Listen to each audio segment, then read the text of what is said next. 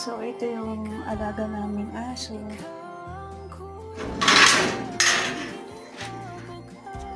Ito na yung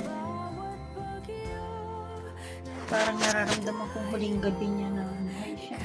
Sana umabot pa siya ng kahit isang buwan na makapiling mo na namin siya. Nalilinig yung mga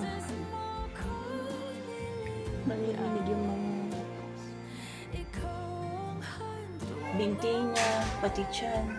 Pero parang ito na tayong huling araw niya. Sana na mabuhay ka pa.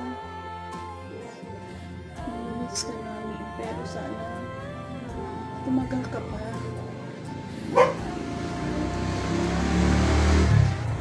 Kalabasa, boiled na breast